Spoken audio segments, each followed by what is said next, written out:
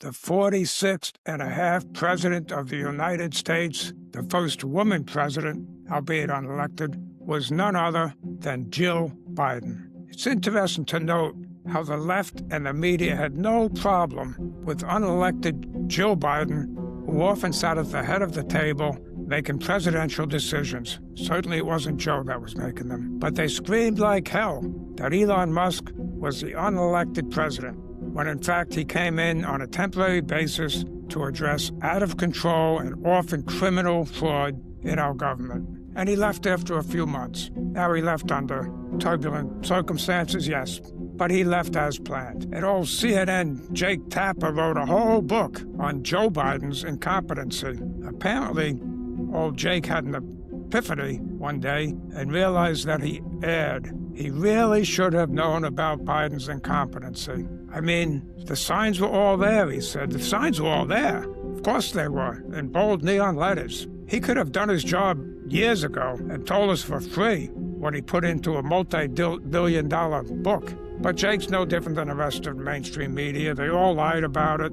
They knowingly will continue to lie to conform with the narrative. Anyway, President Jill led a group of her own advisors and her own chief of staff, not Joe's chief of staff, mind you, Jill's chief of staff, Anthony Burnell, along with others, Mike Donlin, Steve Ricchetti, Bruce Reed, and others. I mean, it's not really fair to say that we didn't know who was running the country, because we really do.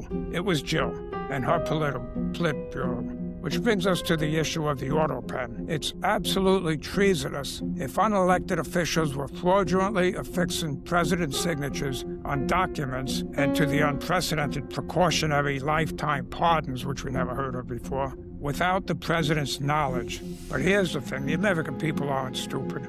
We saw what we saw, and more importantly, the people around Biden saw it too. They saw it every single day, up close and real.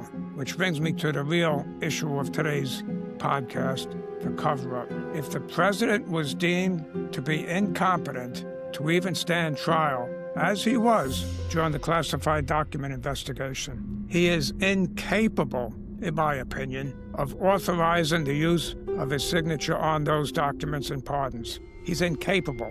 If he's incompetent, he's incapable of authorizing it. And many of these signatures on highly important documents, such as the pardons, were signed by the auto pen while Joe was physically, if not mentally, in the White House. The Congressional Oversight Committee Chairman James Comer launched an investigation into Biden's aides' use of the auto pen to sign executive orders, pardons, and other documents, etc., etc., etc., amid concerns that the former president was mentally incompetent, particularly focusing on last-minute pardons of family members and others. And again, these are lifetime pardons for a decade or more. The auto pen, which, by the way, was not the intent of the founders when they put the pardon power onto the president. The auto pen was apparently used to sign a majority of Biden's clemency actions, pardons, even on days when he was physically in the White House. Why couldn't he sign them himself?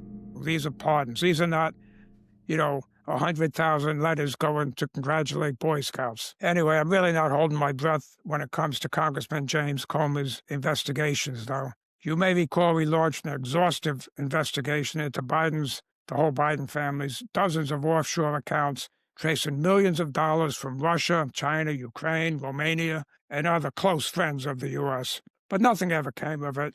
It's as if it never happened. I'm always at the point where it's call me when somebody gets arrested for something. However, he did subpoena several of Biden's inner circles, and they did testify. One was Neera Tanden, former staff secretary, who testified that she was authorized to use the auto pen, but really didn't know if Biden personally approved it or not. Anthony Burnell, remember Jill's chief of staff, not Joe, Jill's chief of staff, as well as Dr. Kevin O'Connor, who's Biden's White House physician, and others from the inner circle, have all testified before Congress, and they answered a total sum of 0 questions, pleading the Fifth Amendment not to incriminate themselves. Every one of them didn't answer one question. So the bottom line is the House Oversight Committee is deeply probing Biden's mental incompetency, who knew of his, to mention, mental capacity, and if Biden's aides legally used the auto pen. Either